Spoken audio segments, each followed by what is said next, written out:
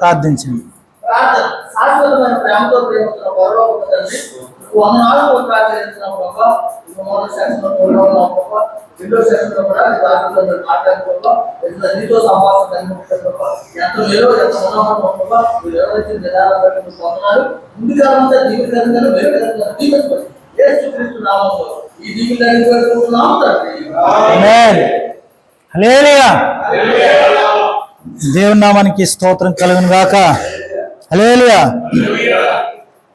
మరి సేవకుడు మరియు యేసుతో సన్నిహితము ఈరోజు ఈ పాఠం. అయితే సెకండ్ సెషన్కి మనం కొన్ని మాటలు ఉన్నాయి. ఇక్కడ సీలో వచ్చేసి తండ్రి చిత్తమునకు లోబడుట. ఈ లోబడుట అనే మాట అప్పుడు గుర్తుపెట్టుకోండి. లోబడుట అనే మాట, లోబడుట ఎన్ని అక్షరాలండి? ఎన్నండి? 4 అక్షరాలా? లోబడుట 5? నాకు చెప్తున్నారా? మీరు చెప్పమని చెప్తున్నాను నేను. 4 5? 4 కదా. లోబడుట ఈ 4 అక్షరాల్లో చాలా కఠినమైంది, చాలా కష్టమైంది. అక్షరాలు 4 కానీ ఈ మాట చాలా కష్టమైంది. లోబడుట. కుటుంబంలో చాలామంది సేవకులు, మన గురించే మాట్లాడుతున్నా, విశ్వాసుల గురించి కాదండి, సేవకుల గురించి మాట్లాడుతున్నా. మీరు అందరికీ చెప్పేవారు కావచ్చు, సేవకులకి విశ్వాసులకి చెప్పేవారు కావచ్చు, కానీ మనకి ఎవరు చెప్తారు? దేవుడు పరిశుద్ధాత్మ ద్వారా దేవుడు మాట్లాడుతూ ఉన్నాడు. మీకు చెప్తున్నాను, నాకు తగులుతుంది. అవునండి, మీకు చెప్తున్నాను, నాకు తగులుతుంది. అయితే చూడండి, నేను దేంట్లో వెనకబడి ఉంటున్నానో అది నాకు కూడా తగులుతుంది. ఇక్కడ చూడండి, లోబడుట. చాలా మంది సంఘాల్లో సేవకుడి మాట ఎక్కువ చెల్లుతుందా, సేవకురాలి మాట ఎక్కువ చెల్లుతుందా? యథార్థంగా మాట్లాడండి, యథార్థంగా చెప్పండి.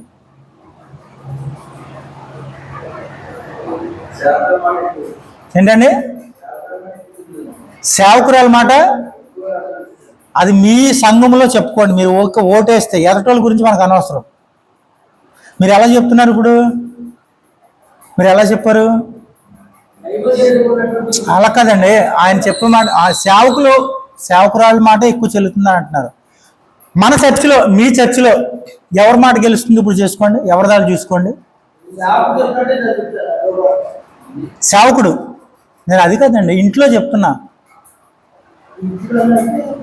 ఆ ఇంట్లోను నేను సేవకుడు సంఘానికి చెప్తాడండి. మీ ఇంట్లో ఎవరు మాట్లాడుతుంది? పాస్టర్ గారే మీదా? నాకు కరెక్ట్ సమాధానం చెప్తలేదు. మనం దీంట్లో సరి చేసుకోవాలి. ఇప్పుడు అబ్రహాము మాట సారా విన్నదా, సారా మాట అబ్రహాం విన్నాడా? 2 ఉన్నాయి ఇక్కడ. లోబడుట ఒక్క విషయంలోనే కొంచెం తేడా వచ్చిందిలే, ఒక విషయంలో తేడా వచ్చింది, అది మనందరికి తెలుసు, దానికి తర్వాత చేసుకుందాం. కానీ చూడండి, లోకంలో ఒక సామెత ఉంది. మన సామెతలు ఎలా ఉంటాయంటే, ఆడదాని పెత్తనం బోడి పెత్తనం అంటారు. అవునా? పెద్దోళ్ళు అంటారు. పెద్దోళ్ళు జస్ట్ లోకంలో ఉన్న మాట చెప్తున్నా. ఆడదాని పెత్తనం బోడి పెత్తనం అంటారు. ఇప్పుడు దేవుడు ఆదాముకి ఎక్కువ అధికారం ఇచ్చాడా, అవ్వకి ఎక్కువ అధికారం ఇచ్చాడా? అవునా? ఇప్పుడు అంటే వాళ్ళ గొప్ప మనం గొప్ప అని కాదండి. ఇక్కడ మనం సరి చేసుకోవాల్సింది చాలా ఉంది. ఒక స్త్రీని దేవుని బాటలో నడిపించాలంటే పాత్ర చాలా ముఖ్యం ఉండేది ఒక పురుషుడిగా. అది ఎప్పుడు నువ్వు లోకు ఇవ్వకూడదు, నువ్వు లోకువా ఇవ్వకూడదు. పర్లేదులే, నా భార్యనే కదా అంట. కానీ భార్య ఒక్కొక్క టైంలో మేకే కూర్చుంటుంది. బాగా అనిపించినట్టున్నారు మీరు. కాదు, ఏకై ఏదో అన్నాను ఇప్పుడు. మేకై కూర్చుంటుంది.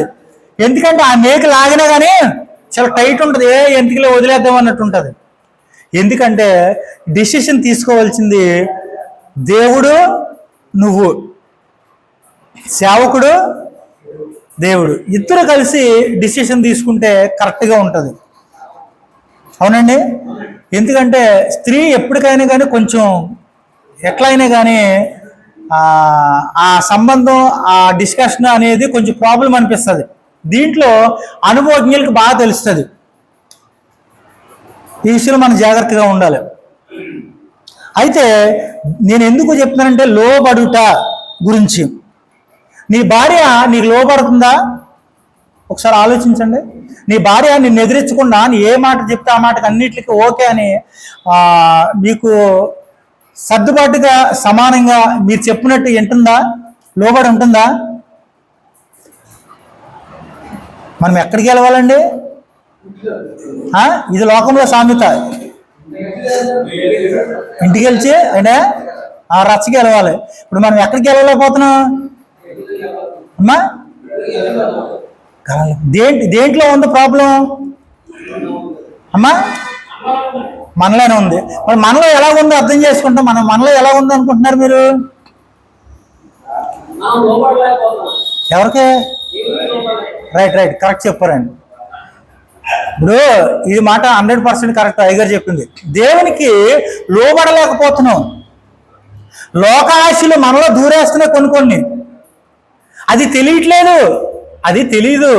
నేను ఎదుటిగా పైన ఇలా ఉన్నాను. నేను ఒక రూమ్లో ఉన్నానండి, హోటల్ రూమ్లో. నా దగ్గర సెల్ ఫోన్ ఉంది, ఒంటరిగా ఉన్నాను. నేను అన్ని పనులు చేసుకుని వచ్చేసి ఖాళీగా ఉన్నప్పుడు ఏం చేయాలి? నేను ప్రార్థన చేయాలి. ఖాళీగా ఉన్నప్పుడు ప్రార్థన ఏదో పని పెట్టుకోవాలి. ఏదో పని పెట్టుకోకుండా ఖాళీగా ఉన్నాం అనుకో, ఎవడొస్తాడు అప్పుడు? దయ్యం. అంత కోపంగా అన్నారేంటండి? దయ్యం అని. సాతాను కూడా ఖచ్చితంగా వస్తాడు, నిన్ను ప్రేరేపిస్తాడు. ఎప్పుడెప్పుడో పాపాల గురించి అని బయట పెడతా ఉంటాడు. ఎవరు లేరు కదా, ఏదోటి అదోటి ఇదోటి అని ఉంటుంది. కానీ ఇవన్నీ నువ్వు దేవునికి లోబడితే అప్పుడు సమానంగా అవుతుంది ఇంట్లో. లేదంటే దేవునికి లోబడినప్పుడు నీ ఇంట్లో నీ భార్య లోబడదు, నీ పిల్లలు లోబడరు, సంఘము లోబడదు. ఇక్కడ చూడండి, తండ్రి చిత్తమునకు లోబడుట. లోకాసువార్త 22:42. లోకాసువార్త 22:42 వచనం చదువుతారా?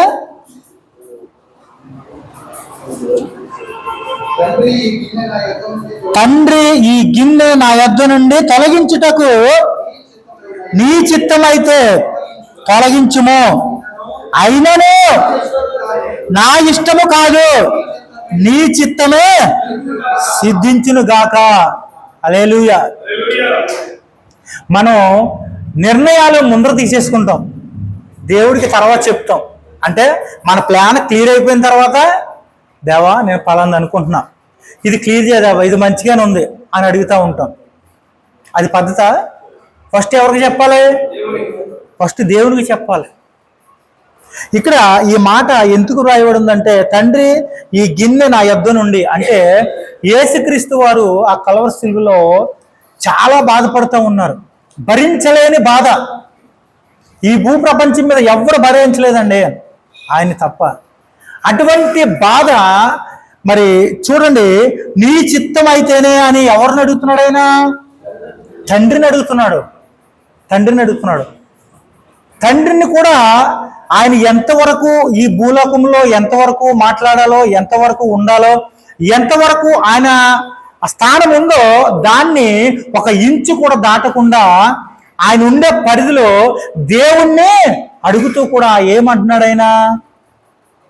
అది కూడా ఈ గిన్నె నా ఎదురు నుండి తొలగించన్నాడు. అది కూడా ఏమంటున్నాడు? మళ్ళా నీ చిత్తమైతేనే. చూడండి ఎంత లోబడటండి, అసలు ఎంత లోబడటం అనేది చాలా ప్రాముఖ్యం. అంటే ఆయన ఎంత మనకు మాదిరి నుంచి వెళ్ళాడు. ఆయన ఆ మాదిరిలో కనీసం 1% అయినా మనం చేయగలుగుతున్నామా? లోబడుట. ఆయన ఇన్ని వాక్యాలు, పరిశుద్ధ గ్రంథంలో ఇన్ని వాక్యాలు ఉన్నాయి. మరి ఇలా ప్రార్థన చేయాలి, ఇన్ని వాక్యాలు చదవాలి అని చెప్పినప్పుడు మనం లోబడుతున్నామా? ఒకసారి ఆలోచించండి. యేసు తన చిత్తమును తండ్రి చిత్తమునకు ప్రతి దినము లోబడుచుండెను. ప్రతి దినము కూడా, ఒక్కో రోజు కూడా వదలలేదు ఆయన. ఈ భూమి మీద 33.5 సంవత్సరాలు బ్రతికినా కానీ ఒక్కరోజు కూడా ఆయన చిత్తం లేకుండా ఏది చేయలేదు. ఆయన అడక్కోకుండా ఏది చేయలేదు. ఆయన రేపొద్దున్న ఎక్కువ పరిచర్య చేయాలి, రేపు ఎక్కువ సేవ చేయాలంటే ఈరోజు ఏం చేసేవాడు? ఆయన సిద్ధపడేవాడు. ప్రార్థన ద్వారా సిద్ధపడేవాడు. ఈ ప్రార్థనలోనే రేపు జరగబోయే పనులన్నీ కూడా క్లియర్ అయిపోయి ఆయన శ్రమ ఎక్కడ పడేవాడు? ప్రార్థనలో శ్రమ పడేవాడు. తిరగడం కాదండి, నువ్వు నేను ఏమి లేదు, సంచిపోజన వేసి మొత్తం ఈ ఊరంతా తిరిగేసినా కానీ అయిపోద్ది కాదు. అక్కడ ప్రతిఫలం అవ్వాలి, అక్కడ ఆత్మలు రక్షింపబడాలి, అక్కడ అద్భుతాలు జరగాలంటే ఫస్ట్ ఎక్కడ చెప్పేవాడైనా దేవాతి దేవుని దగ్గర ప్రార్థించి ఆయనతో సంభాషించి ఈరోజు నేను ఎక్కడెక్కడ పరిచయం చేయాలి, ఎక్కడెక్కడ ఎన్ని ఆత్మలు రక్షింపబడాలి, ఎక్కడ అద్భుతాలు జరగాలి అని ఇవన్నీ కూడా ప్రార్థన ద్వారానే ఆయన చేయించాడు. అసలు ఆయన ఏ స్థానంలో ఉన్నాడు? ఆయన యేసుక్రీస్తు ఏ స్థానంలో ఉన్నాడు? దేవుని స్థానంలో ఉన్నాడు. అటువంటి స్థానంలో ఉండి కూడా ఎవరికి లోబడ్డాడు? ఆయన దేవత దేవునికి లోబడ్డాడు. మనము మరి ఎలా లోబడుతున్నాం? వింటున్నాం ఆయన మాట. నాకు ఎవరు చెప్పేవాళ్ళు లేరులే, నేనేం చెప్తుంది అన్నట్టుగా మనం ఆలోచించుకుని మనం సాగుతూ ఉంటే మన పనులు వ్యర్థమైపోతాయి కానీ సక్సెస్ అవ్వు. ఇక్కడ చూడండి, యేసు తన చిత్తము తండ్రి చిత్తమునకు ప్రతి దినము లోబడుచుండెను. ఆయన ఒక నాయకుడిగా సఫలీకృతం అగుటకు ఇది ప్రాణాధారమైనంతటి ముఖ్యమైనదై ఉండెను. తండ్రి స్వరము వినుట మాత్రమే సరిపోదు.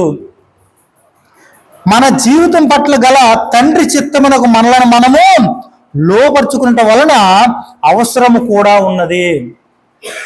వినేవారు కొంతమంది ఉంటారు, విని దాని ప్రకారంగా నడుచుకునేవారు కొంతమంది ఉంటారు. దీంట్లో ఎవరు గొప్పవారు?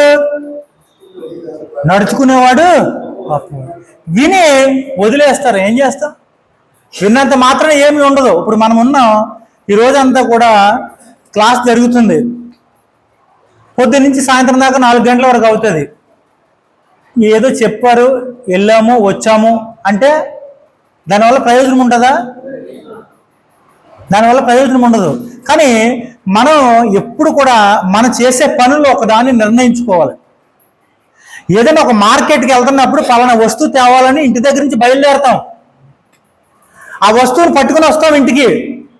నువ్వు దేవుని మందిరానికి వచ్చావు, ఏదో నేర్చుకోవడానికి వచ్చావు. నువ్వు పొద్దున్న నుంచి సాయంత్రం దాకా ఉన్నప్పుడు నువ్వు మనసు పెట్టి పరిశుద్ధముగా పవిత్రంగా ఉండి నువ్వు దేవుని ఆలోచన ప్రకారంగా నడుచుకుంటే ఒక్క మాట అనే కానీ ఖచ్చితంగా నువ్వు ఇంటికి తీసుకెళ్ళగలదు. హల్లెలూయా. ఆ మాటను బట్టి ఒక్క మాట అయినా కానీ నువ్వు ఇంటికి తీసుకెళ్తున్నప్పుడు నీ జీవితంలో గొప్ప కార్యాలు జరుగుతాయి. ఆఫ్టర్ ఆల్ నేను మనిషినండి, ఏం లేదు, నేను మనిషినే. కానీ దేవుడు ఇక్కడ మాట్లాడుతున్నాడు పరిశుద్ధాత్మ ద్వారా. ఆయన మాట్లాడేటప్పుడు ఒక మాట అయినా కానీ నువ్వు ఆలోచించాలి. ఇది నా కొరకే, ఇది నేనేమో సరి చేసుకోవాలా, దీంట్లో ఏమైనా నేను చెయ్యాలా, నేను ఏదైనా తప్పు చేస్తున్నానా? మనం సరి చేసుకోవడం తప్పేం లేదే. వీడేంది నాకు చెప్పేది, వీడేంది నాకు చేసేది అనుకుంటే అదేమనుకుంటా? మూర్ఖత్వం. అది మంచిది కాదు. ఇక్కడ చూడండి, తండ్రికి విధేయుడగుట, యోహాను సువార్త 17:4. ఈ మాట చదవాలి టక్కనే.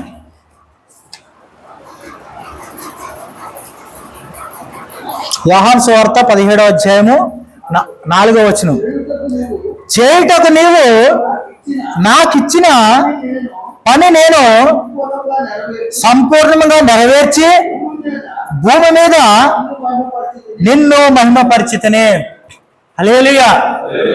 ఎవరు చేశారండి పని? మరి మనం ఏం చేయాలి? మనం దేవుణ్ణి ఎలా మహిమపరచాలి? దేవుణ్ణి ఎలా స్తుతించాలి? ఆయన ఆయనకి ఇచ్చిన పని ఏం చేశాడు? తూచా తప్పకుండా పాటించాడు, నెరవేర్చాడు. మరి దేవుడు మనకే పని ఇచ్చాడు? ఆత్మల రక్షణ. ఆత్మలను రక్షించాలి. సువార్త భారం పెట్టాడు మన మీద. అనేక ఆత్మలు రక్షించాలి, అనేక మందిని శిష్యులుగా తయారు చేయాలి. మరి ఎంతమందిని తయారు చేసావు ఇప్పటికి? ఎంతమందిని నీ గుండెల మీద చేయొచ్చుకుని చెప్పు. అసలు ఎంతమందిని తయారు చేసి ఉంటావు? అందరిని విశ్వాసాలను పోజేసుకుని ఎవరు ఎక్కువ కానుకిస్తున్నారా, ఎవరెంత ఇస్తున్నారా, వీళ్ళకి ప్రార్థన చేద్దాం, దీన్ని బట్టి మన కుటుంబం నడిచిపోద్ది, మనం బాగుపడిపోతాం, మనం తింటాం ఉంటాం. ఈ లోకం వరకనేది, ఈ లోకం వరకనే, జస్ట్ ఈ లోకం వరకనే. నీ వయసు ఉడికిపోద్ది. After all బతికెంత? 60-70. ఇప్పుడు ఆల్రెడీ హాఫ్ పైన అయిపోయి ఉంటుంది, సగం పైన అయిపోయింది. ఇంకా ఉన్న జీవితం ఇంకెంత ఖర్చు పెడతావు? నువ్వు ఎంత యథార్థంగా ఉండాలి? ఉన్న జీవితంలో జీవితం అంతా అయిపోయిందండి, ఇంకా కొన్ని సంవత్సరాలు ఉన్నాయి. ఈ కొన్ని సంవత్సరాల్లో నువ్వు మెజర్మెంట్ వేసుకోవాలి, నువ్వు లెక్కలు వేసుకోవాలి. నా జీవితం ఎన్ని రోజులు ఉంది, నువ్వు ఇప్పుడు ఎన్ని రాత్రులు నిద్రపోతావు, ఎన్ని పగలు ఉంటావు, ఎన్ని పగల్లో దేవుని పని చేయాలి, ఇంత టైం ఉంది, ఇంత టైంలో ఎన్ని ఆత్మలు రక్షించబడాలి అంటే నేను ఎంత ప్రార్థనకి బాకీ ఉన్నాను. ఏమైనా లెక్కలు వేసుకున్నావా? ఈ లెక్క అంతా వద్దండి, కొంచెం అన్నం పెడితే తినేసి పడుకుంటామని. నాకు లెక్క కంపల్సరీ అవసరం, లెక్క కంపల్సరీ అవసరం. ఉన్న టైం సద్వినియోగం చేసుకోవాలి. ఇప్పుడు ఇన్ని సంవత్సరాలు అయింది, ఇంకా ఎన్ని ఆత్మలు రక్షింపబడదు, ఎన్ని ఆత్మలు కలిసేస్తావు నువ్వు చేసిన ప్రార్థన వల్ల, నువ్వు చేసే చెప్పిన వాక్యం వల్ల. ఒకసారి ఆలోచించండి. ఇప్పుడు మీరు చాలా స్పష్టంగా చెప్పాలి.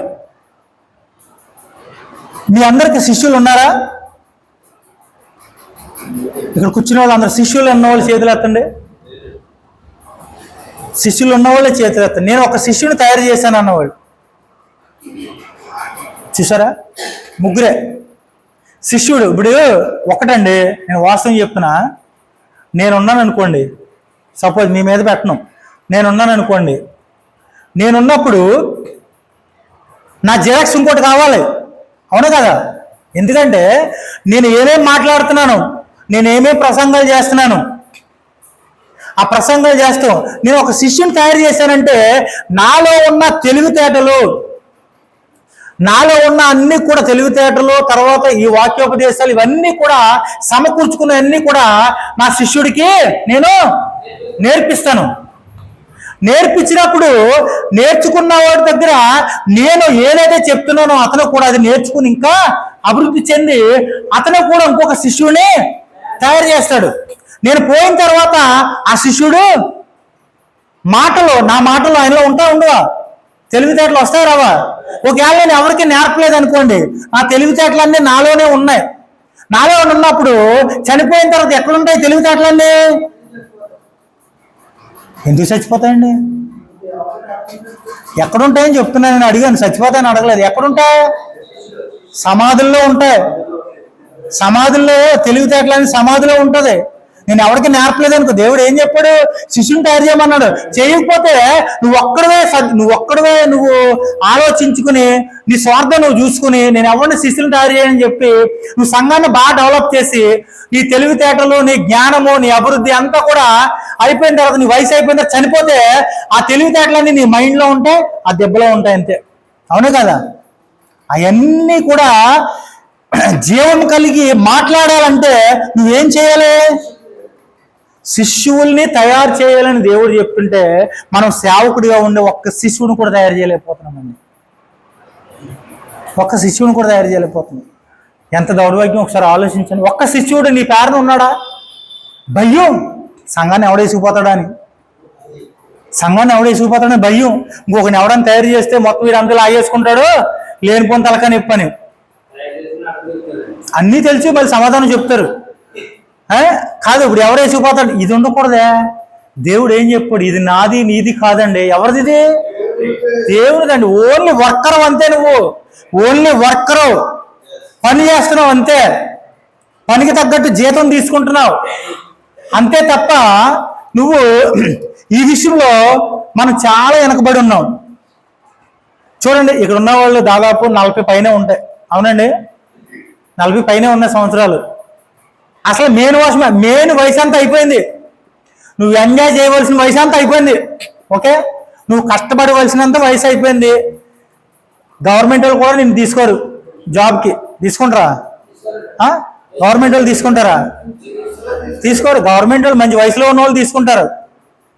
కానీ ఈ వయసులో నువ్వు అన్ని పనులు చేసుకుని ఈ వయసులో ఉన్నావు. కానీ ఈ వయసులో అయినా కానీ కరెక్ట్గా చేస్తే దేవుడు మెచ్చుకుంటాడు.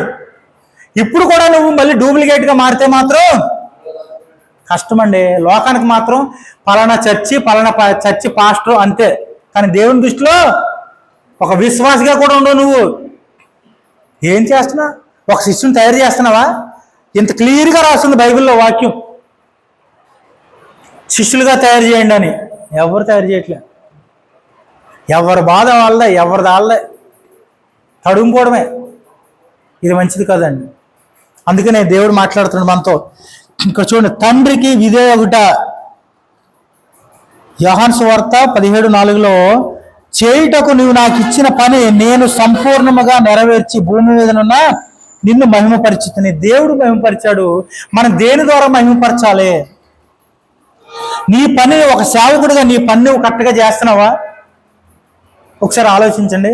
ఒకసారి నుంచి నిలబడి నువ్వు చేసే పని కరెక్టేనా? రోజుకి ఎన్ని గంటలు నిద్రపోతున్నావు? పగలు నిద్రపోయే వాళ్ళు ఉన్నారు ఇక్కడ? పగలు ఎంతమంది నిద్ర అవుతారండి? అసలు చేయత్మంటే మళ్ళీ ఏదో పగలు నిద్రపోతారు. వాళ్ళు నిద్ర వచ్చే దేవుడు రాత్రిని ఎందుకు ఇచ్చాడు, పగలు ఎందుకు ఇచ్చాడు? నిద్రపోయే టైం ఏదండి? మరి పగలు ఎందుకు నిద్రపోతున్నారు? డాక్టర్లు ఎప్పుడైనా పగలు నిద్రపోండి అని చెప్తాడు డాక్టర్ పగలు నిద్రపోండి చెప్తాడా? మరి మనం ఎందుకు చెయ్యొద్దన్న పని పగలు ఎందుకు నిద్రపోతున్నావు? అసలు అది కూడా ఉందా? మొత్తం తిండి ఎక్కువైపోయిందండి. తిండి ఎక్కువైపోయింది. ఏం చేస్తాం? సేవకులుగా మొత్తం కూరడమే. అసలు మామూలుగా తినేసి శుభ్రంగా మధ్యాహ్నానికి 2 గంటలకి అంటే నిద్ర వస్తూ ఉంటుంది. ఒక గంట సేపు అంతే. అది మంచి పని? క్రమశిక్షణ అండి. లోబడుట లేదు. తినాలి, పడుకోవాలి. కొంతమంది సేవకులు ఇంటికి వెళ్తే అయ్యగారు నిద్రపోతారు. ఎప్పుడు 3 గంటలకి. అయ్యగారు అంటే 4 గంటలు ఇస్తారంట. అప్పుడు దాకా కూర్చోవాలంటే బయట మనం. అయ్యగారు నిద్రపోతున్నారు. రాత్రి అంతా కష్టపడిపోయినా ఏం లేదు. ఏ కూటమి పెట్టినా 10 గంటల లోపే ముగిచ్చేస్తాడు. అందరూ 10 గంటల దాకా నిద్ర అవుతారు. కానీ పగలు నిద్ర అవుతారు. చూడండి, ఇది సేవకుడికి తగదు. ఈ మాటలన్నీ మనకే, విశ్వాసులు కాదండి. పగలు నిద్రపోకూడదు, ఇది గుర్తుపెట్టుకోండి. కానీ ఇక్కడ చూడండి, దేవుడు మనకి ఇచ్చిన పని కరెక్ట్గా చేస్తున్నామో లేదా 24 గంటలు కూడా మనం క్యాలిక్యులేటర్ చేసుకుంటే మనం ఎంతవరకు లోబడి ఉంటున్నాం, ఎంతవరకు చేస్తున్నాం అనేది తెలుస్తుంది.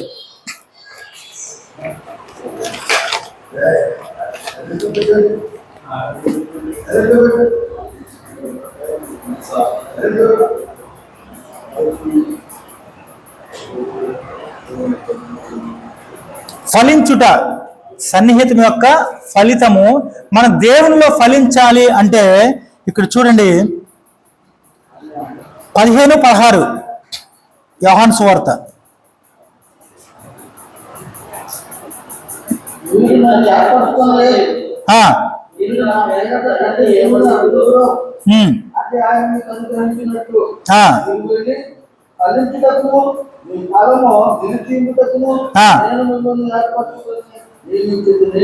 ఆమేన్, హల్లెలూయా. ఇంకో మాట చదవండి, ఆ యోహాను సువార్త 21:1-6 వరకు త్వరగా.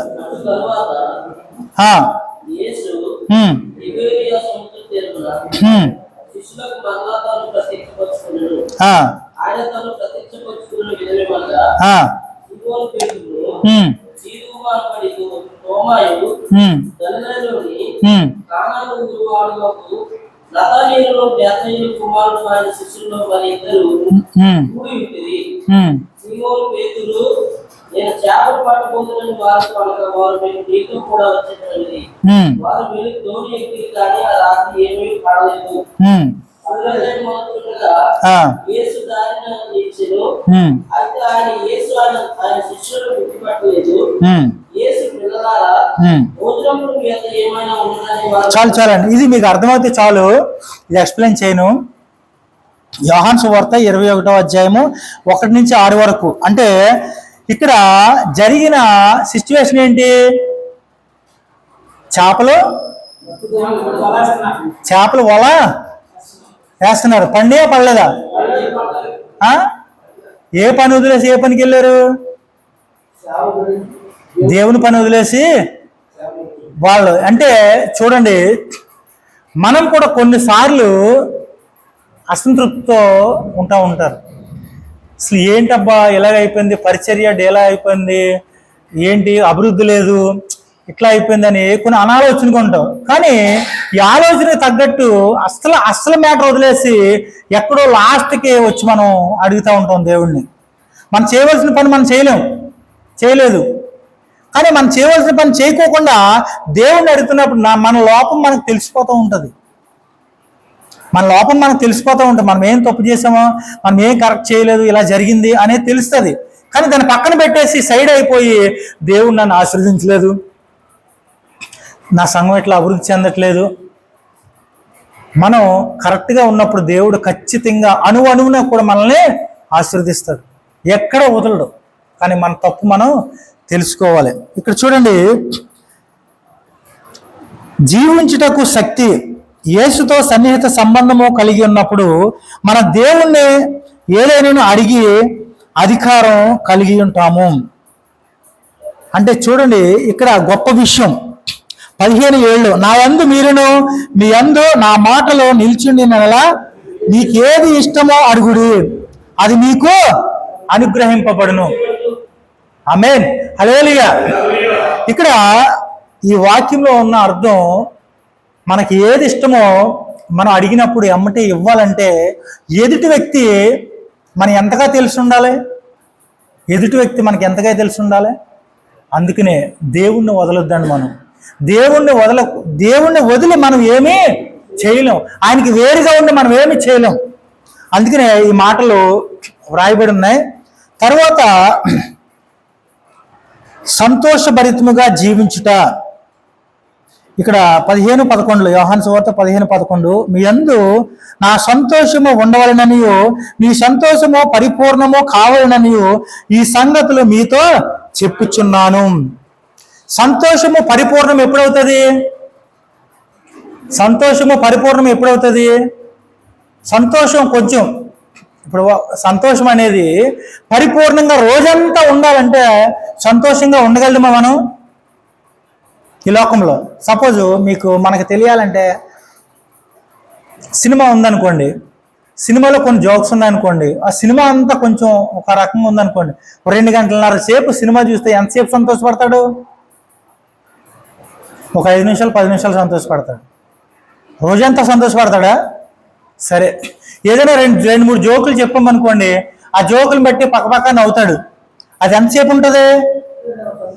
2 నిమిషాలు. 2 నిమిషాలు కూడా ఉంటుందా? నువ్వు 2 నిమిషాలు కంటిన్యూగా నవ్వుతావా? నవ్వం కదా, జస్ట్ 30 సెకండ్లు అంటాం, అయిపోయా దీనికి. కానీ దేవుడు అంటాడు, నాలో ఉంటే సంతోషం ఎప్పుడు ఉంటుంది అంటండి? పరిపూర్ణముగా, కంటిన్యూగా సంతోషం. ఆ సంతోషం అనేది ఇంటర్నల్గా ఫుల్ అయిపోయి ఉంటుంది మొత్తం. నువ్వు ఇంటర్నల్గా ఫుల్ అయిపోండి. నీ సంతోషం ఒకసారి గుర్తు చేయాలంటే, నువ్వు దాదాపు దుబాయ్ ఒక 5 సంవత్సరాలు వెళ్ళావు అనుకోండి, 5 సంవత్సరాలు అయింది, నువ్వు ఇండియా వస్తున్నావు నీ బంధువులందరినీ కలవడానికి. నీ సంతోషం ఎలా ఉంటుంది? అప్పుడు ఎలా ఉంటుంది సంతోషం? 5 సంవత్సరాల తర్వాత ఇంటికి వస్తున్నావు, నువ్వు టికెట్ తీసుకున్న కాడి నుంచి, దుబాయ్లో ఉన్న కాడి నుంచి కూడా సంతోషం ఎలా ఉంటుంది నీకు? ఇంటికి వచ్చే అంతవరకు కూడా, నీ బంధువులు కలుసుకున్నంత వరకు కూడా సంతోషం, ఆనందం అబ్బో అసలు మామూలుగా లేదు. నా కొడుకుని చూడాలి, నా పిల్లల్ని చూడాలి, నా భార్యను చూడాలి, మా తల్లిదండ్రులను చూడాలని ఒక ఆలోచన ఇంటర్నల్గా ఉంటుంది. అవునా కదా? ఆ ఉన్నప్పుడు అలాగే అనిపిస్తుంది. కానీ దేవుని సంతోషం ఎలా ఉంటుంది? పరిపూర్ణం అంటే కొంచెమా? అసలు మామూలుగా పెద్ద విశాలత, అసలు మామూలు ఎంత సంతోషం అంటే నువ్వు తట్టుకోలేంత, ఎంత ఆనందం అంటే అంత ఆనందం. ఆ ఆనందంలో ఉండాలంటే అరికాల నుంచి నన్నెత్తి వరకు కూడా ఏ కొంచెం కూడా లోపం ఉండకూడదు. ప్రతిరోజు మనం సరిచేసుకుంటూనే ఉండాలి. అదే చెప్తున్నాడు దేవుడు ఇక్కడ. యేసు చేసినది చేయుట. ఇక్కడ చూడు కొన్ని మాటలు చదువుతా. నాయకులు యేసు చేసినది చెయ్యగలదురు, ఆయన చూచినది చూడగలదురు, ఆయన పొందుకొనిన అనుభూతిని పొందుకోగలదురు, ఆయన వినినది వినగలుదురు, మరియు ఆయన చేసినట్లు సహాయము చేయగలుదురు. యోహాను సువార్త 14:15 ఒక్కసారి చూడండి, చదువుతా. నేను మీకు ఆజ్ఞాపించిన వాటిని చేసిన ఎడల మీరు ఏమవుతారంటండి? స్నేహితులు అవుదురు. దాసుడు తన యజమానుడు చేయని దానిని ఎరుగడు గనుక ఇక మిమ్మును దాసులని పిలువక స్నేహితులని పిలుచుచున్నాను. ఎందుకనగా నేను నా తండ్రి వలన వినిన సంగతులన్నిటిని మీకు తెలియజేసి తినే. హల్లెలూయా. ఈరోజు అద్భుతాలు జరగట్లేదు అంటే లోపం ఎక్కడుందండి? లోపం ఎక్కడుందండి? ఒకసారి ఆలోచించండి. వాక్య ప్రకారంగా లోపం ఎక్కడుంది చూడండి. మరి ఆయన చేసినట్టు మనం చేస్తే ఎవరమవుతాం? ఆయన స్నేహితులు అవుతాం. ఇప్పుడు మన స్నేహితుడు ఎవరు? యేసయ్య. ఆయన స్నేహాన్ని పొందుకోవాలి, ఆయనతో ఆత్మీయంగా మనం బలపడాలంటే ఆయనతో కంటిన్యూగా మనం ఉండాలి. ఇంకో మాట, యేసు సన్నిధిని అనుభవించుట. యేసు సన్నిధిని అనుభవించుట అంటే 14, 26, 27 వచనాల్లో ఉంటుంది. యేసు సన్నిహిత సంబంధంలో నడుచుకున్న వారికి ఒక వాగ్దానమే. ఆయన సన్నిధి వారితో పరిశుద్ధాత్మ ద్వారా అవినాభావము కొనసాగును. నేను మీకు ఆజ్ఞాపించిన వాటిని చేసిన మీరు నా స్నేహితులు. ఈ మ్యాటర్ అంతా కూడా దీంట్లో ఉంటుంది. నేను ఇప్పుడు వరకు చెప్పని చూసారా ఈ పాఠంలో ఉన్నది ఒక 10 పేపర్లు ఉన్నాయి. ఈ 10 పేపర్లకు కూడా మీకు ఒక నోట్స్గా ఇస్తాను. ఒక సెట్ ఇస్తా. ఒక సెట్ ఇచ్చిన తర్వాత అది మీరు అందరూ కూడా షేర్ చేసుకోవాలంటే జిరాక్స్ తీసుకోండి. జిరాక్స్ తీసుకుని మీకు ఎన్ని కావాలి దాన్ని జిరాక్స్లు తీసుకుని పంచుకోండి. ఈ నోట్స్ చాలా ఇంపార్టెంట్. ఇవాళ చెప్పింది నోట్స్ చాలా ఇంపార్టెంట్. అయితే ఇక్కడ చూడండి, యేసు యొక్క ఆహ్వానం. ఈ మాటలన్నీ కూడా మనం ఆల్రెడీ తెలిసిపోతూ ఉంటే టైం చాలా అవుతుంది. ఒక మాట చెప్పి నేను ముగిస్తాను. విరిగిన స్వయం, విరిగి నలిగిన మనస్సు. విరిగిన మనస్సు అంటే ఎలా ఉంటుంది? ఉపమాన రీతిలో చెప్పమంటారా? విరిగిన మనసు. మనకి చెరుగ్గాయలు తెలుసు కదండి, చెరుకు మొక్కలు, చెరుగ్గాయలు తెలుసు కదా, చెరుకు తోట. ఆ చెరుగ్గాయల్లో చెరుకు రసం తాగాలంటే ఏం చేయాలి మనం? ఆ చెరుగ్గాయలు తీసుకుని కట్ చేసి మిషన్లో పెడితే రసం వస్తుంది, అవునా? అది ఎంత స్ట్రాంగ్గా ఉంటుంది? ఆ చెరుగ్గడిచి కొడితే దద్దులు తేలిపోతాయి, గట్టిగా ఉంటుంది. దాన్ని మడత పెట్టి మిషన్లో పెడితే దాంట్లో ఉన్న బెండ్ అంతా మొత్తం పోయి మొత్తం దాంట్లో ఉన్న ఆ రసం అంతా బయటకు వచ్చేస్తుంది. అప్పుడు ఏం కనపడుతుంది? పిప్పు. ఆ పిప్పు రెండోసారి మడతాడతాడు మళ్ళా. ఇక్కడ మిషన్లు ఉన్నాయి లేవో? ఉన్నాయి కదా. అది ఒకసారి మడత పెడతాడు, రెండోసారి మడత పెడతాడు, మూడోసారి మడత పెడతాడు. దాంట్లో ఏ ఒక్క డ్రాప్ ఉందని వచ్చేయాలని చెప్పి దాన్ని నెట్టుతా ఉంటాడు మిషన్ పెట్టి. మొత్తం వచ్చిన తర్వాత ఆ పిప్పు దేనికైనా పనికి వస్తుందా? బూడిద తప్ప ఏమి రాదు. అది మొదట్లో ఎలా ఉంది? చాలా కర్ర టెంపర్లాగా ఉంది. ఆ టెంపర్ అంతా ఏమైపోయింది? ఇప్పుడు మనం ఉన్నాం మనం మనిషిని ఇప్పుడు ఎదుటి వ్యక్తి దగ్గరికి వెళ్ళి ఏం చేయకోకుండా ఇట్లా దవడ మీద ఇలా కొట్టామనుకోండి, ఏమంటాడు? కోపం వస్తారు కదా. అసలు ఎందుకు కొడుతున్నావు ఏంటి? అసలు నీ ఉద్దేశం ఏంటి? కోపం వస్తుంది రాదా? కొట్టినోడికి రాదు, కొట్టించుకున్నోడికి వస్తుంది కోపం ఖచ్చితంగా. ఇంకోసారి కొడితే తిరిగి కొట్టేస్తాడు. మరి యేసయ్య మాటలు వెరైటీగా లేవండి. ఒక చెంప మీద కొడితే అసలు ఎదుటి వ్యక్తి ఎందుకు కొడుతున్నాడో, ఎందుకు కొట్టించుకుంటున్నామో కూడా అర్థం కాకుండా ఇంకో చెంప మీద కొడితే ఇంకో చెంప అన్నాడు. అది ఎక్కడ చెప్పాడు? అది ఏ సందర్భంలో చెప్పాడు మాట? ఒకసారి ఆలోచించాలి మనం. ఏ సందర్భంలో చెప్పాడు? సేవ చేసే విషయంలో, పరిచర్య జరిగే విషయంలో, అంతేగాని ఎక్కడ పడితే అక్కడ కాదు. అయితే ఇక్కడ చూడండి ఒక మాట, ఈ చెరిగ్గాడ గురించి చెప్పాను కదా, లోపల పెట్టిన తర్వాత విరిగింది, అవునా? ఫస్ట్ ఇరగొట్టాడు, తర్వాత లోపల పెట్టినప్పుడు నలిగిందా లేదా? నలిగిందా? ఇరిగి నలిగిన మనస్సే ఎవరికి ఇష్టం? దేవునికి ఇష్టం. హల్లెలూయా. ఈ రకంగా మన మనసు ఎలా ఇరిగింది? ఇప్పుడు మనం సరి చేసుకోవాలి. మన మనసు విరిగేలాగుందా లేదా అప్పటికప్పుడు మళ్ళీ స్టడీ అయిపోయేలాగుందా? అప్పటికప్పుడు స్టడీ అయిపోతే మనం లోబడినట్ట లోబడలేనట్ట? లోబడే మనస్తత్వం. మనం తిరుగుబాటు చేసే తత్వం ఉండకూడదు, మనకి లోబడే తత్వం కావాలి. ప్రియమైన దేవుని బిడ్డలారా, అదే దేవుడు చెప్తా ఉన్నాడు. దీంట్లో చాలా మాటలు ఉన్నాయి, మీకు నోట్స్ ఇస్తాను కదా, దాంట్లో మామూలుగా మీరు చదివితే దాని ప్రకారంగా విప్లేషణ ఉంటుంది, చాలా బాగుంటుంది. నిలిచి ఉండుట, నా యందు నిలిచి ఉండు, మీ యందు నేను నిలిచి ఉందును. తీగ ద్రాక్షవల్లిలో నిలిచి ఉంటేనే గాని తనంతట తానే ఎలాగో ఫలింపదో అలాగ నా యందు నిలిచి ఉంటేనే కానీ మీరు ఫలింపరు. మనం ఫలించాలంటే దేవుల్లో నిలిచి ఉండాలి. చాలా మందికి నిలబడడం అంటే కోపం. కూర్చోవాలి ఖచ్చితంగా. నిలబడడం అంటే కోపం. నిలిచి ఉండండి, కొద్దిసేపు నిలిచి ఉండండి అంటే. మనం నిలబడడం కూడా, దేవుని సన్నిధిలో నిలబడడం, కూర్చోవడం. మీరు చూడండి, స్కూల్లో చిన్నపిల్లల్ని డిసిప్లిన్ చేస్తారు. సరిగ్గా చక్కగా కూర్చో, బస్కి వేసుకుని కూర్చో, చేతులు కట్టుకుని నుంచో, చేతులు కట్టుకుని కూర్చో అంటారు. వాడు ఎంతసేపు కూర్చుంటాడు అలాగా? రోజంతా కూర్చోలేడు. హాఫ్ అన్ అవర్ పీరియడ్ అనుకోండి, వాడు కొద్దిసేపు కూర్చుంటాడు. టీచర్ అటు ఇటు తిరిగినప్పుడు మళ్ళీ చేతులు అంటాడు. కానీ దేవునికి లోబడుట అనేవారంటే చాలా ఇష్టం. లోబడుట. ఇక్కడ చూడండి, ఒక సేవకుడిగా ఆఖరిగా మనం ఇక్కడ కొన్ని మాటలు ఉన్నాయి, చదువుకున్న. హెబ్రీ రాసిన పత్రిక 4వ అధ్యాయం 12వ వచనం. హెబ్రీ రాసిన పత్రిక 4వ అధ్యాయము 12వ వచనం. ఏంటండి? ఎందుకనగా దేవుని వాక్యము సజీవమై బలము కలదై రెండంచులు గల ఎటువంటి ఖడ్గము కంటేనో వాడిగా ఉండి ప్రాణాత్మలోని కీళ్లను మూలను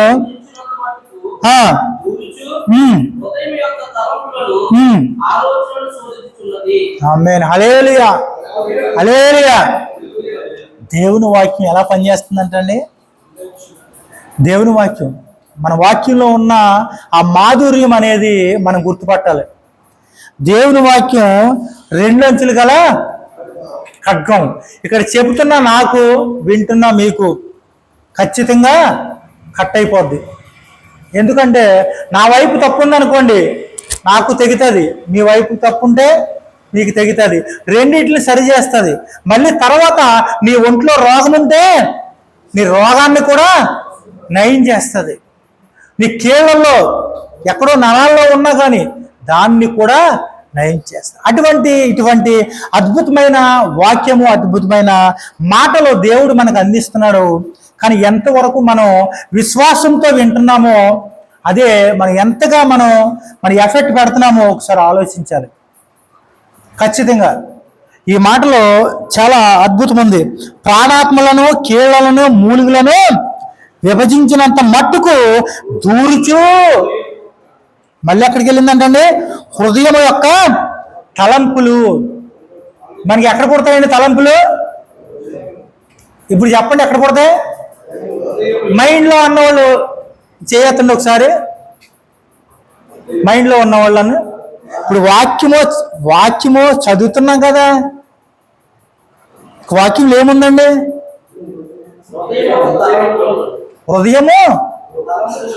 హృదయం యొక్క తలంపులలో ఆలోచనలను శోధించుచున్నది. అండ్ ఇక్కడ దీన్ని ఏమంటారు? మైండా? మామూలుగా మన బైబిల్ భాషలో బ్రెయిన్ అంటారు. బ్రెయిన్ అని ఇంగ్లీష్లో అంటారు. మనసు అంటే ఎక్కడ ఉంటుందండి? ఆ? ఇప్పుడు కన్ఫ్యూజ్లో పడిపోయి నేను డాక్టర్ని కాదు అసలు. మనసు అనేది ఎక్కడ ఉంటుంది, హృదయం అనేది తెలుసు, మనసు ఎక్కడ ఉంటుంది? ఇది మనసా, ఇది హృదయమా? సేమ్ కరెక్టేనా? హృదయము మనసు ఒకటే. మరి దీన్ని ఏమంటారు? మైండ్ అనేది ఇంగ్లీషు, తెలుగులో చెప్పాలి.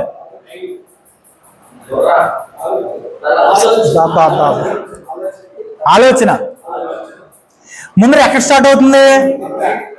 ముందర ఎక్కడ స్టార్ట్ అవుతుందండి? అదిగో ఇప్పుడు ఇది అర్థం కావట్లేదండి అసలు. మన సేవకులు ఈ మాట తెలుసుకోవాలి. మనకి ఎక్కడ స్టార్ట్ అవుతుంది ఆలోచన?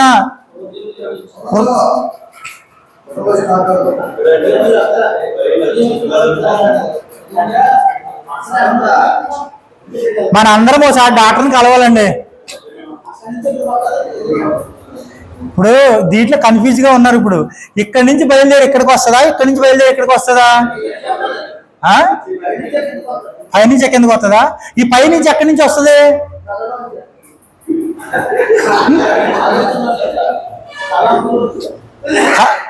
అక్కడే బయలుదేరుతాయి మొత్తం. స్టార్టింగ్ అక్కడేనా? స్టార్టింగ్ అక్కడే. వాక్యం చదవండి ఒకసారి. హృదయ అంతరంగాలు ఆలోచనలు. సరే దీని గురించి సరే దీని సబ్జెక్ట్ సరే అండి, మీరు డిసైడ్ చేసుకోండి. ఈ సబ్జెక్ట్ వేరే ఉంది, మళ్ళీ అటు ట్రాక్ అయిపోతుంది. ఈ సబ్జెక్ట్ వచ్చినప్పుడు క్లారిటీ ఇస్తాను మీకు. హృదయం ఎక్కడుంది, మనసు ఎక్కడుంది. అయితే ఇక్కడ ఒప్పుకునుట, డీలో ఒప్పుకునుట, పాపము ఎన్నడైన కానీ దీర్ఘకాలము నిలిచి ఉండకనీయకము, తన పాపములను ఒప్పుకునేవాడు వర్ధిల్లును.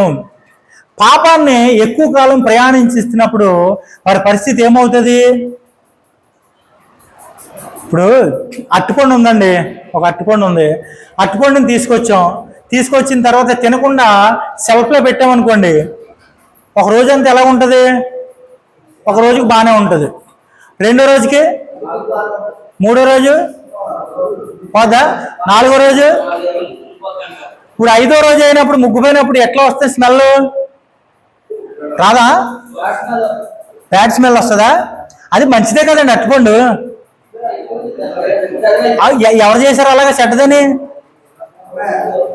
ఎవరైనా చేశారా? చేయలేదు కదా. ఎవరు చేయకోకుండానే సెల్ఫ్లో పెట్టిద్దాన్ని, దాన్ని ఏం కదపకుండా అది వారం రోజులకి మరి ముగ్గుపోయిన తర్వాత, కుళ్ళిపోయిన తర్వాత స్మెల్ వస్తుంది, బ్యాడ్ స్మెల్ వచ్చేస్తుంది. ఎక్కడి నుంచి వచ్చిందంటారు? అసలు కనిపెట్టారా? దాని గురించి అసలు ఎప్పుడు ఆలోచించలేదండి. స్మెల్ వస్తే పడేస్తామండి అంటారా? అంతే కదా. అది ఎందుకు వస్తుందంటే మన పాపాన్ని ఎంతసేపు మనం ఎక్కువసేపు ఉంచుకుంటే అంత డేంజరు. మన పాపాన్ని ఎంత త్వరగా వదిలించుకుంటే అంత మంచిది. మనకి కొన్ని సామెతలు తెలుసు. ఇప్పుడు ఇది బుక్ ఎంత బరువు ఉందండి? ఎంత బరువు ఉంటుంది? ఒక 1/4 kg ఉంటుందా? దీన్ని మోయగలరా ఎవరైనా? అందరూ మోయగలరు కదా. ఇక్కడ ఉన్న వాళ్ళు అందరూ మోయగలరా? మీరు మోయలేరంటే నేను బెట్టకొస్తా. అప్పుడు 500 బెట్టకొస్తా, ఇప్పుడే ఇస్తా 500. మీరు మోయలేరు ఈ బుక్నని. 500 మోసేవాళ్ళు ఒక రండి ఒకసారి బయటికి. మోయగలరా? మీరు వస్తారా? ఒకసారి రండి ఇక్కడికి. పర్లేదు, ప్రాక్టికలే. మీరు మాస్టర్ అంటున్నారు కదా, నేను 500 ఇస్తానండి. 500 ఇస్తా మామూలుగా, ఇమీడియట్లీగా. ఈ బుక్ పోయగలిగితే నేను కూడా ఎలాగే పట్టుకోమన్నా. ఒకసారి రండి, ఎవరైనా కుర్రోళ్ళు ఎవరైనా రండి. మీ బైబిల్ అక్కడే ఉండండి. ఇప్పుడు అలాగే తిరిగి ఉండండి. ఈ బుక్ ఉంది కదా, ఇది ఎంత ఉందండి? 1/4 kg ఉందా? 100 గ్రాములు, 1/4 కిలో అనుకుందాం. దీన్ని ఇలా పట్టుకోండి, చేయి దించకూడదు ఇంకా, అలా పట్టుకోండి. ఇప్పుడు ఎంతసేపు ఉంచారండి ఆయన బుక్? మీ టైం చెప్పాలి. ఇప్పుడు మీదే పందు. ఈయన ఎంతసేపు ఉంచగలుగుతాడు? గంట అన్న వాళ్ళు 500 ఇవ్వాలి. గంట కంటే తక్కువ మోసాడంటే మళ్ళీ ఆయన ఇవ్వాలి 500. ఇప్పుడు ఎంతసేపు పట్టుకోగలడు ఈయన? అర్ధగంట? ఇప్పుడు టైం తగ్గిపోతుంది చూడండి. ఇప్పుడు ఉండుకోండి.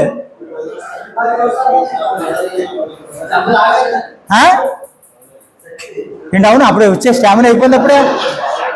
అది ఎంత ఉందండి, పావుకిలే ఉంది అది. కాదు ఇప్పుడు ఎంతసేపు ఉంటుంది టైం చూసుకోండి, నేను టైం చూస్తున్నా, ఇది ఎంతసేపు ఉంది కదా.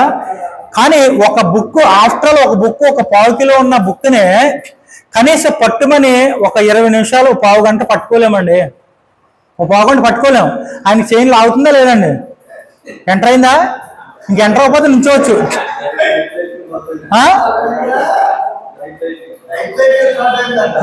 లైట్ లైట్గా ఇప్పుడు చూడండి.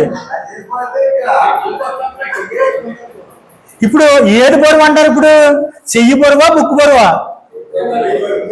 అలా కాదండి, వెయిట్ వేస్తే చెయ్యి బరువా బుక్ బరువా? ఆయన చెయ్యే బరువు వెయిట్ వేస్తే.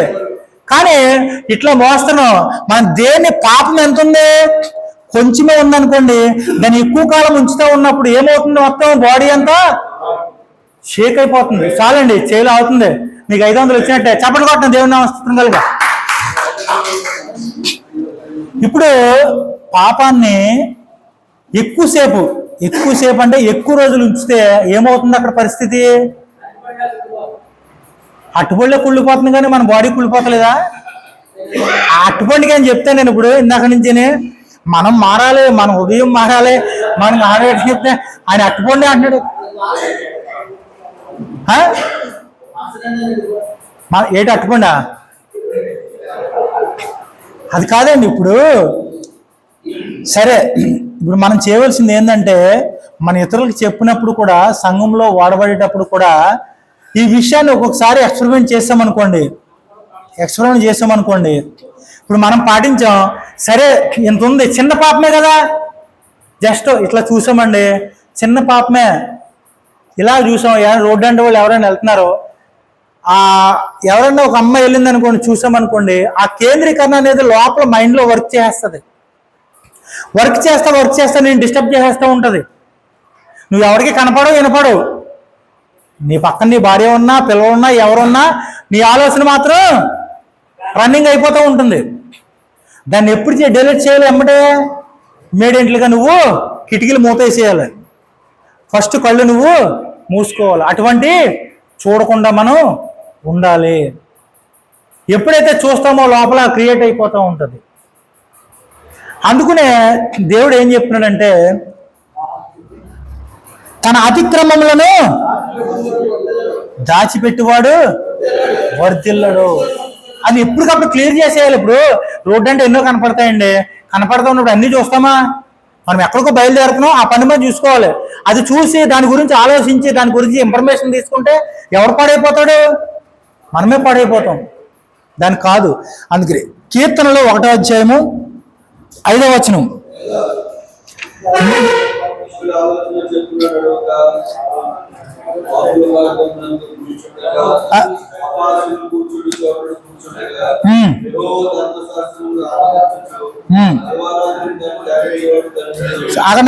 సారీ నేను చెప్పిన రాంగ్ చెప్పా. కీర్తనలో 32వ అధ్యాయము 1 నుంచి 5 వరకు. 32వ అధ్యాయం. తన అతిక్రమములకు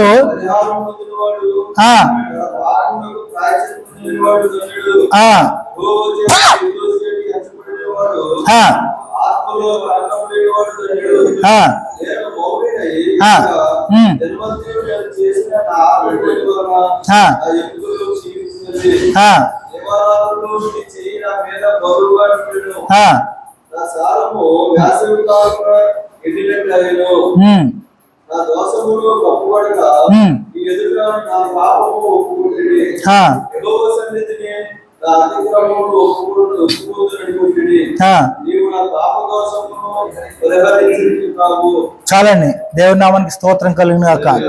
నీ జీవితంలో ఉన్న పాపమును వెంటనే వ్యవహరించుటకు నేర్చుకునము. వాటి మొత్తము చాలా తక్కువగా ఉండినట్లు చూసుకునము.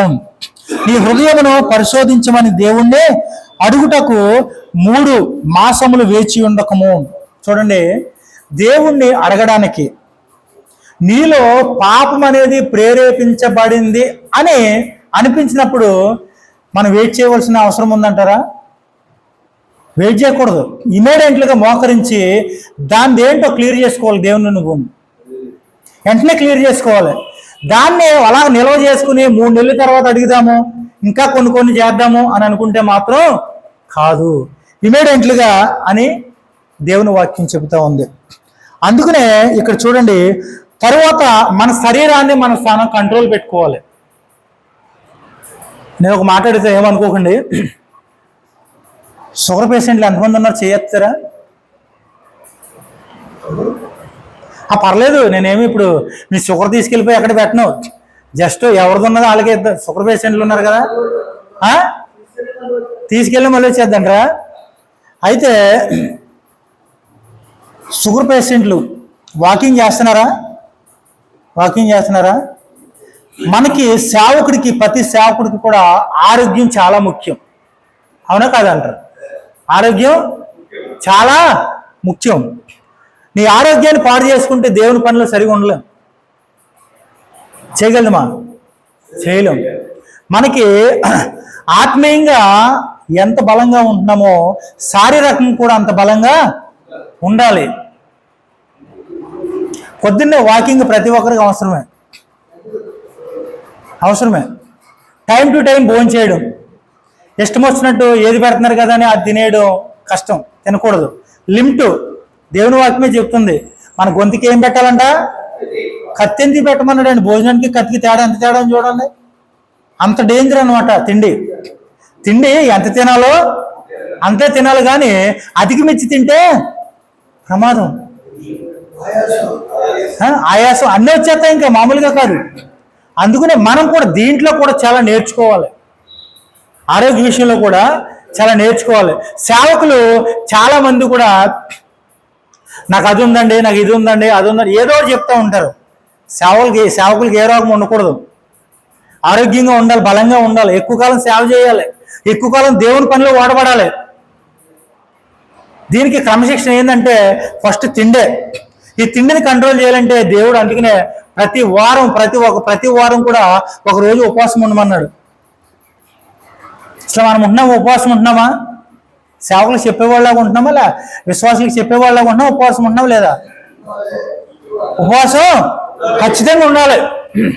ఉపవాసం ఉన్నప్పుడు బాడీ అంతా కూడా మంచి క్లియర్ అవుతుంది, కంట్రోల్ అవుతుంది. ఈ విషయాలు మీకు చెప్పక్కర్లేదు. ఇంకా ఉపవాసం అనేది కరెక్ట్ ఉండాలి. అన్ని రకాలుగా బెటర్ ఉపవాసం,